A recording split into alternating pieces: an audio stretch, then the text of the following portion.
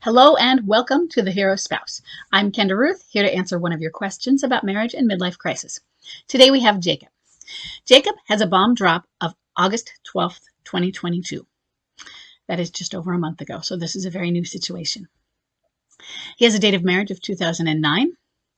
His MLCer still lives at home, and she is a low energy wallower, or at least so far. And I say so far because the situation is so new that sometimes it's hard to tell. And in the beginning, they can be a lot of cycling until they settle. Some of them that seem like clinging boomerangs, for instance, are low energy wallowers who are trying to be clinging boomerangs because it's a lot more fun. But also, Jacob, women are more likely than men to be low energy wallowers. I don't know that they're more likely than other women, but we do have more likelihood than a man would. So it's not uncommon to see low energy wallower women. Jacob says, she's cheated on me with a coworker. They're no longer in contact as far as I know. She's very distant towards me, but she started to open up towards the rest of the family. I don't know what to do. I love her so much. So first, if it's midlife crisis, I will have some things different. Not everything is going to be different, but if it's midlife crisis, I want you to know, Jacob, it's a marathon. Midlife crisis, this is the bad news, is 3 to upwards of 7 years. Some say women are shorter. I don't really try to say that. It's not that. I would still say 3 to upwards of 7. And if they're shorter, I'd say they're within that range in the 3 to 7. And maybe men are slightly higher in that range. I think that when we do say it, and when people say that, it can give not false hope. I don't like the idea that it's false, but it gives a sense of hope that isn't realistic, at least. And so I want you to be prepared for that. Now, if it's not, it's an affair recovery. And what do you do about that? She's depressed. A low energy wallower, that is a depressed spouse. So learn about depression. Check out counseling.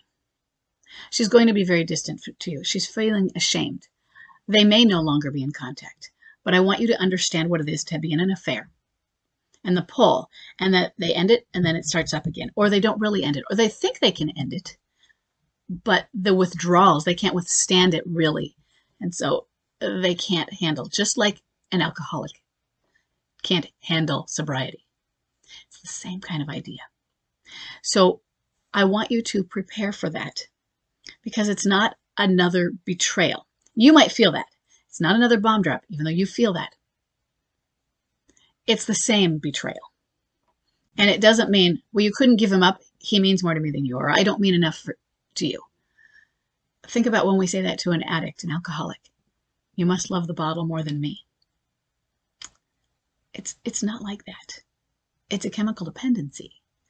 And that's what's happening often, especially if limerence is involved in this.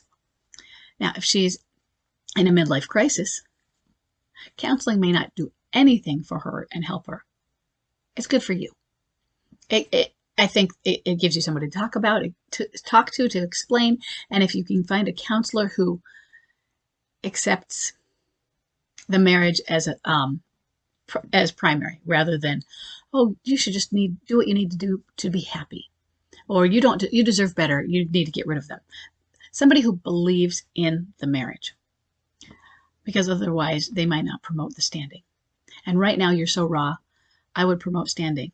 I promote standing anyway, but I promote standing especially in the beginning because I don't think you're in a place where you should be making that sort of decision, even when it's been made for you. You still need to have a say in the matter. You want to be able to say, okay, it's done to me, but yes, I get it too. And I say it too now. I am going to do this. I'm going to move forward with this on my own choice. It gives us back our sense of power and our autonomy. And that's important. So other than this, what do you do? I want you to understand more about midlife crisis. And even if it's not that, I go into a lot in infidelity. So I want you to understand infidelity. So if you haven't already, sign up for the free course, Understanding Midlife Crisis. The infidelity module is the third module. We go through them all of them, but I want you to really understand what it means to be in an affair and the back and forth and the pain that she's in, so that you don't go demonizing her. she's a bad person because she won't leave that person, or understanding limerence, that it's an obsessive addiction. And no matter how much she really doesn't want to do it, she still does. Does an alcoholic who realizes that they have a problem stop the problem the first time they go to therapy, or recovery the second time, the third time? I believe I've heard it takes 5. But that doesn't mean, oh, the 5th time's a charm. No.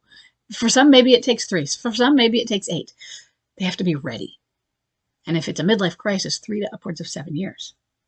So your job is to heal. What do? I want you to take that course. The course is not about the healing. It's just to get you understanding what's going on for her, and a little bit of the psychology. Then I want you to focus on you. You focus on healing. You detach. Learn what detachment is. That is the most important tool in your toolbox. And you do it. And yes, you can admit it's hard, but you do it anyway. And you work toward it. It's a practice. Okay? You can do this. And I hope this is helpful. I'll see everybody in the next question.